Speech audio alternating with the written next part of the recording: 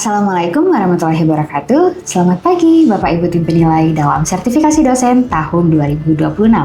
Perkenalkan, saya Golda Faroli Pairutu SFAM M Biomed yang merupakan dosen di program studi Sarjana Farmasi Fakultas Farmasi Universitas Abdurrahman Pekanbaru Riau. Video ini dibuat untuk melengkapi persyaratan dalam pengajuan sertifikasi dosen tahun 2026, yaitu pernyataan diri dosen dalam unjuk kerja Tridharma Perguruan Tinggi atau PDD UKT-PT, khususnya dalam bidang pengajaran. Perkenankan, pada kesempatan ini saya akan membahas salah satu mata kuliah yang saya ampu yang sesuai dengan bidang keahlian saya, yaitu pengembangan obat bahan alam. Pada mata kuliah ini, saya menggunakan metode DIA, yaitu Delivery, Interaction, and Assessment. Pada delivery, saya memberikan materi yang dapat diunduh langsung oleh mahasiswa pada sistem e-learning pada Universitas Abdurrahman dan juga memfasilitasi mahasiswa untuk mengumpulkan tugas pribadi maupun kelompok, dan materi yang saya sampaikan didukung oleh beberapa media pembelajaran berupa video dan kuis interaktif. Interaction pada mata kuliah ini menitik beratkan pada pembelajaran aktif yang mengutamakan peran keaktifan mahasiswa pada proses perkuliahan melalui diskusi dengan dosen maupun diskusi kelompok atau focus group discussion, tanya jawab, dan juga studi kasus. Dan asesmen yang saya lakukan pada mata kuliah ini dilakukan dengan 6 komponen, yaitu yang pertama asesmen formatif seperti aktivitas partisipasif sebanyak 10%, tugas 10%, kuis 5%, hasil proyek 15%, serta asesmen sumatif meliputi UTS dan UAS dengan masing-masing bobot 30% sesuai dengan standar penilaian di Universitas Abdurrahman. Mata kuliah pengembangan obat bahan alam merupakan mata kuliah wajib pada mahasiswa semester 6 pada program studi Sarjana Farmasi Universitas Abdurrahman dengan bobot 2 SKS selama 1 semester. Pada mata kuliah ini, tujuannya yaitu untuk membekali lulusan dengan kemampuan memahami dan menjelaskan ruang lingkup obat tradisional, mengklasifikasikan berbagai bentuk sediaan obat tradisional, serta evaluasi parameter, standarisasi, dan juga uji kontrol kualitasnya. Selain itu, mahasiswa juga diharapkan mampu merancang formulasi obat tradisional beserta perkiraan dosis yang sesuai dengan hukum dan etik profesi. Lalu mensimulasikan regulasi obat tradisional yang baru berdasarkan CPOTB, serta menelaah perkembangan agrobisnis dan agroindustri sebagai bagian dari pengembangan dan pemanfaatan bahan alam secara berkelanjutan. Kuliah ini berlangsung dalam 16 sesi pertemuan, di mana 14 pertemuan pemaparan materi, diskusi kelompok dan juga kuis, 1 kali UTS dan juga 1 kali UAS. Adapun capaian pembelajaran lulusan atau CPL telah tertuang pada RPS dan juga telah divalidasi oleh Ketua Prodi. Yang meliputi, yang pertama, lulusan mampu menerapkan nilai robbani, amanah, dan beradab sesuai dengan visi misi Universitas Abdurrahman. Yang kedua, lulusan memiliki sikap profesionalisme sesuai dengan hukum dan etik profesi. Yang ketiga, lulusan mampu memanfaatkan teknologi informasi untuk penelusuran literatur ilmiah. Yang keempat, lulusan mampu mengaplikasikan metode analisis dalam pengujian dan pemastian mutu bahan alam. Dan yang kelima, lulusan mampu memahami dan mengaplikasikan prinsip CPOTB dalam pengembangan produk obat bahan alam, baik skala industri maupun herbal terstandar.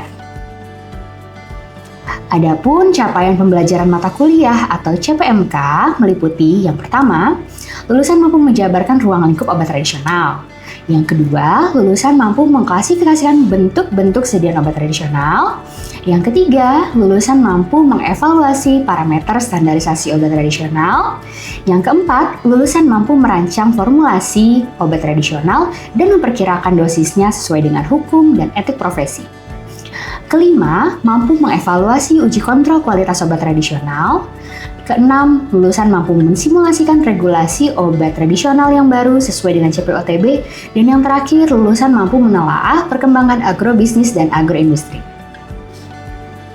Pada mata kuliah pengembangan obat bahan alam berisikan berbagai macam pokok bahasan, yaitu yang pertama tentang definisi dan ruang lingkup obat tradisional di Indonesia maupun dunia. Lalu perkembangan obat tradisional di Indonesia maupun dunia juga. Lalu klasifikasi obat tradisional di Indonesia. obat tradisional yang berasal dari nabati, hewani, pelikan, dan juga bahan kelautan. Lalu bentuk-bentuk sediaan padat obat tradisional. Lalu bentuk-bentuk sediaan cair obat tradisional, bentuk-bentuk sediaan topikal obat tradisional, pengendalian mutu simplicia, evaluasi parameter standarisasi obat tradisional, regulasi obat tradisional dan kosmetik, lalu registrasi obat tradisional dan kosmetik dengan CPOTB, labeling obat tradisional, uji praklinik obat tradisional, uji klinik obat tradisional, dan yang terakhir, perkembangan agrobisnis dan agroindustri. Demikian informasi terkait mata kuliah pengembangan obat bahan alam untuk mahasiswa program studi sarjana farmasi Fakultas Farmasi Universitas Abdurrahman Pekanbaru. Berikutnya, kita akan lihat cuplikan proses pengajaran yang telah saya lakukan secara sinkronus atau tatap muka pada mata kuliah pengembangan obat bahan alam di ruang kelas. Selamat menyaksikan. Bismillahirrahmanirrahim. Assalamualaikum warahmatullahi wabarakatuh.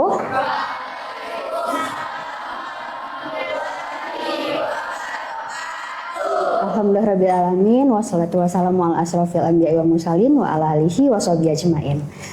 Selamat pagi semuanya. Sehat? Masih semangat ya? Oke, nah hari ini kita akan kuliah pengembangan obat bahan alam. Nah, melanjutkan pertemuan sebelumnya. Nah, untuk yang sesi hari ini kita melanjutkan perkembangan obat tradisional di dunia dan juga Indonesia. Jadi obat tradisional itu nggak cuma ada di Indonesia aja, tapi otomatis di dunia ada juga tanaman obatnya kan. Nah sekarang kita mau belajar gimana sih perkembangan obat bahan alam di Indonesia dan juga di dunia. Nah, ada yang pernah dengar obat herbal atau tanaman obat di kampungnya mungkin? Oke, pernah ya? Banyak ya? Oke, contohnya. Assalamualaikum warahmatullahi wabarakatuh.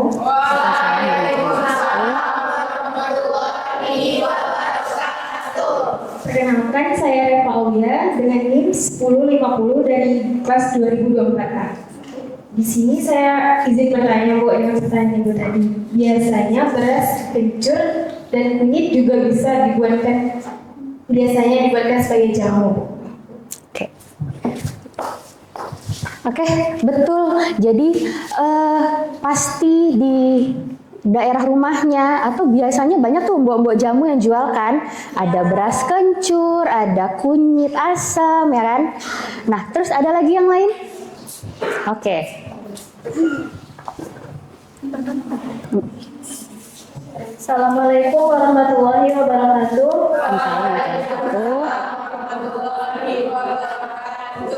Saya Putri Melia Lestari dengan NIM 1134 ingin menjawab terdapat tanaman obat di daerah saya itu contohnya kayak kumis kucing itu Bu, ataupun daun sirih juga ada.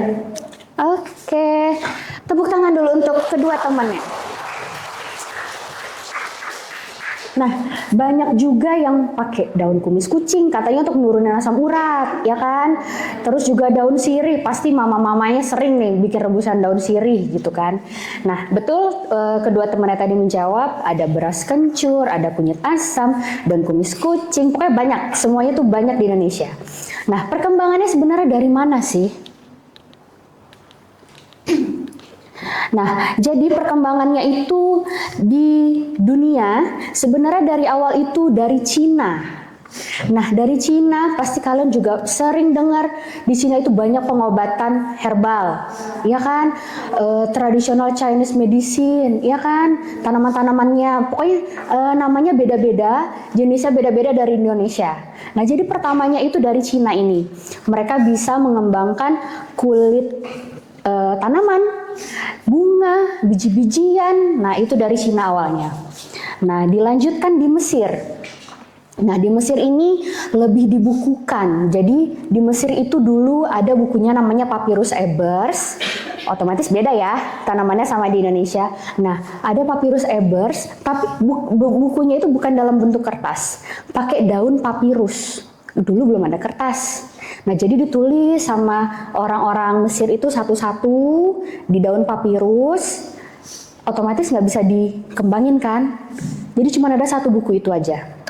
Nah, terus dilanjutin lagi di Yunani, baru dibukukan oleh filosof Yunani dan juga dikenal sebagai Bapak Botani. Bapak Botani otomatis tanaman-tanaman obat, ya kan? Nah, lalu dikembangkan lagi di Timur Tengah. Di Timur Tengah yang terkenal Ibnu Sina, pernah dengar? Nah, si Bapak Ibnu Sina ini dijuluki juga sebagai Bapak Kedokteran. Jadi Bapak Ibnu Sina ini dia tidak hanya membuat buku tanaman obat aja, tapi dia udah bikin tanaman obat ini untuk mengobati penyakit apa, tanaman obat ini untuk mengobati penyakit apa gitu. Jadi udah lebih sistematis. Jadi kita tinggal ngelihat tanaman obat apa untuk penyakit apa, kayak gitu aja. Oke, nah terus kalau di Indonesia sendiri sampai sekarang yang tercatat itu 30.000 spesies tanaman. 30.000 yang baru tercatat. Kalau yang di hutan-hutan Papua itu belum tercatat karena masih susah jalannya, ya kan? Ini baru yang bisa tercatat aja itu 30.000. Tapi yang kita tahu masih sedikit, berarti masih bisa banyak dikembangkan. Nah, terus yang baru diketahui itu baru 9.600 yang bermanfaat. Nah, jadi masih banyak kesempatan kita untuk menggali potensi tanaman obat di Indonesia. Masih banyak nih penelitian yang perlu dikembangkan untuk tanaman obat di Indonesia. Nah, yang di Indonesia yang paling terkenal yang pertama jamu, ya kan? Nah, jadi tanaman obat, jadi obat tradisional di Indonesia itu dibagi menjadi 3 jenis, yaitu ada jamu, lalu obat herbal terstandar, dan fitofarmaka. Bedanya apa? Kalau jamu itu belum ada uji praklinis dan klinis. Masih ingat uji praklinis dan klinis bedanya apa? Uji praklinis dan uji klinis. Uji praklinis belum ke manusia. Kalau uji klinis sudah ke manusia, ya kan?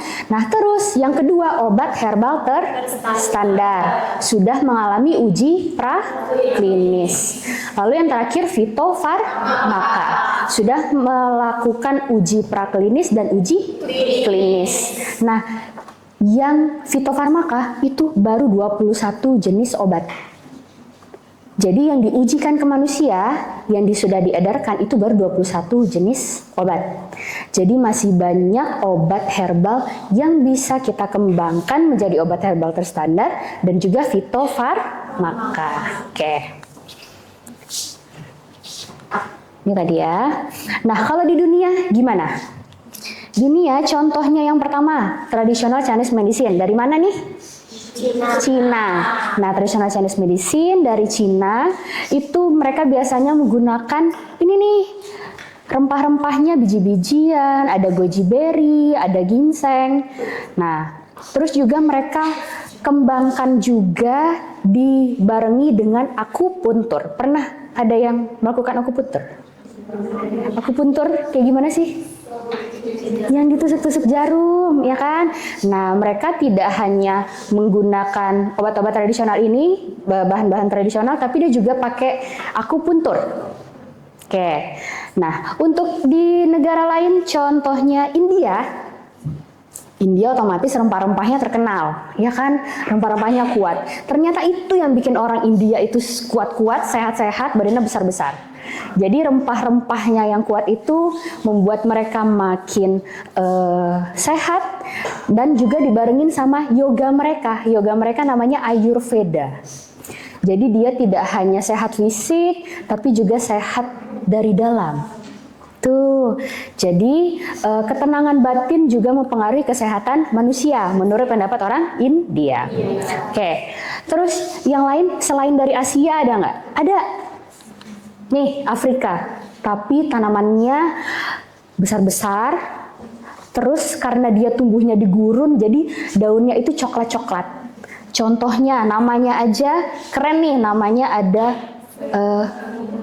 cakar setan, ada yohimbe, ada daun Afrika. Tuh daunnya besar-besar dan itu bisa digunakan sama mereka sebagai obat tradisional. Oke. Nah, kalau di Indonesia, tadi kan udah banyak nih tanaman-tanaman obatnya. Nah, Ibu sudah melakukan penelitian. Nah, penelitian yang sudah Ibu lakukan yang pertama itu ada dari daun rambutan. Daun rambutan itu ternyata dari kulit rambutan ternyata bisa bermanfaat sebagai antibakteri dan juga anti jamur. Terus ada lagi daun betadin namanya. Nah, jadi kalau di masyarakat daun betadin ini namanya daun betadin ya kan, berarti untuk mengobatin luka. Ternyata pas Ibu teliti, dia bisa sebagai antibakteri. Tuh, terbukti sebagai antibakteri. Nah, terus ada lagi daun puding hitam. Daun puding hitam biasanya di mana sih? Tanaman hias, ya kan? Di depan-depan rumah. Nah, ternyata daun puding hitam ini juga bisa sebagai antibakteri dan juga anti jamur. Terus ada lagi daun gelinggang. Daun gelinggang ini tumbuhnya di semak-semak.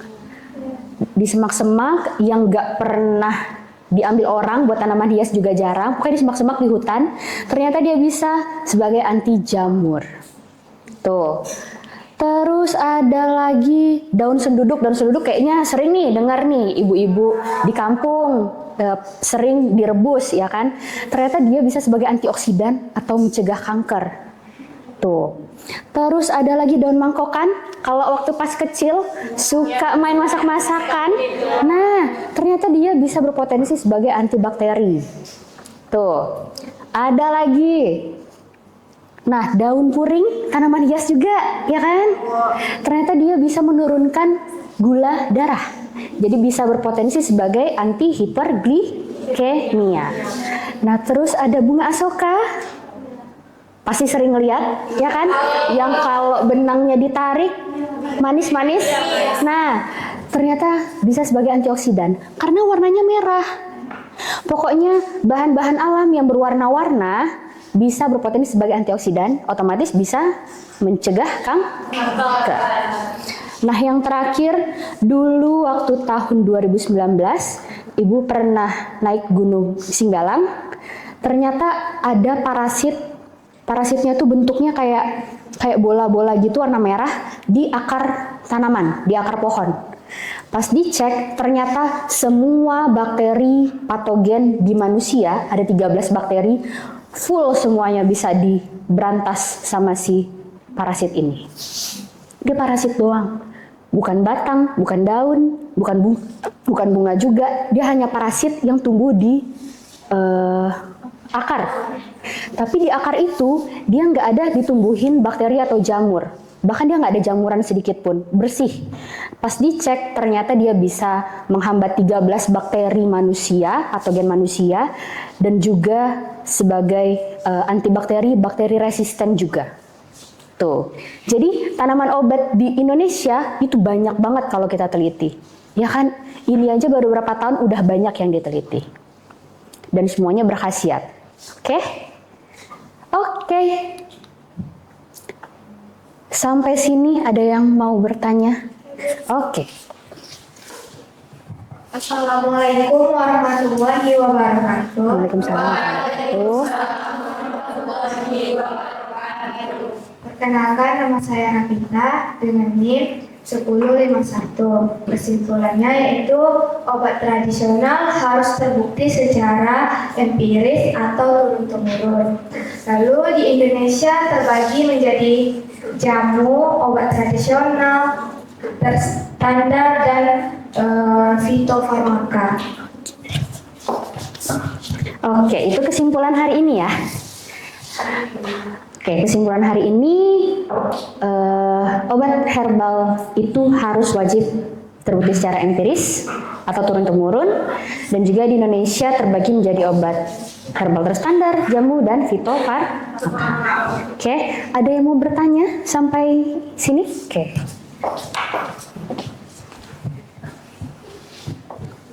Assalamualaikum warahmatullahi wabarakatuh. Terkait masalah obat tradisional maupun yang sudah menyebar luas, Bu, saya ingin bertanya.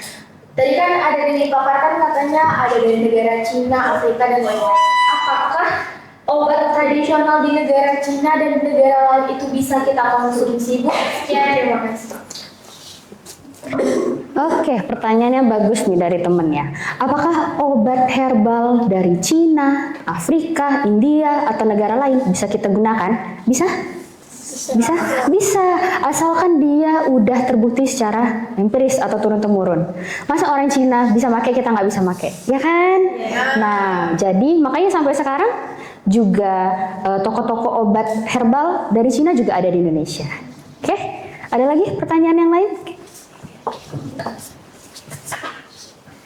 Assalamualaikum warahmatullahi wabarakatuh. Saya bertanya, Bu, saya pernah dengar dari orang kampung saya, Bu, ada jamur di hutan, tapi tidak tahu apa jenisnya, Bu. Katanya bisa menurunkan tekanan darah.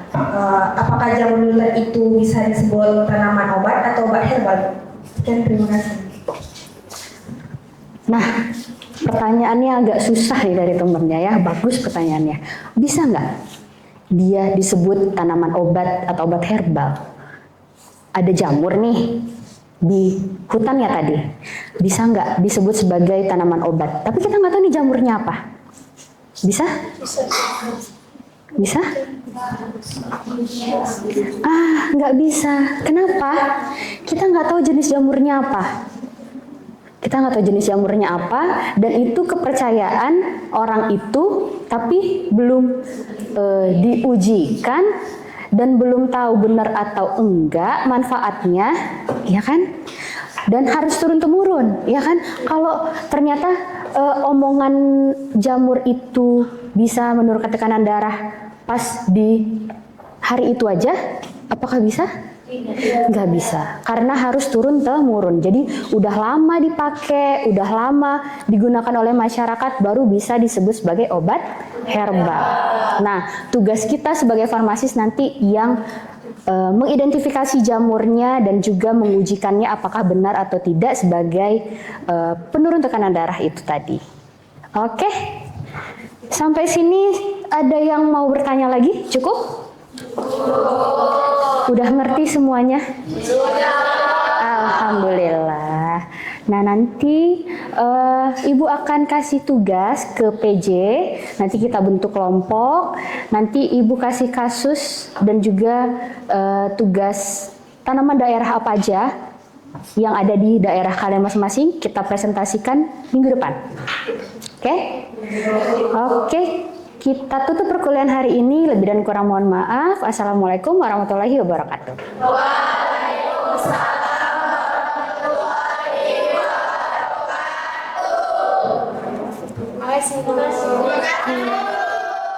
Baik Bapak Ibu, demikian deskripsi singkat serta cuplikan proses pembelajaran dari mata kuliah pengembangan obat bahan alam yang telah saya ampu.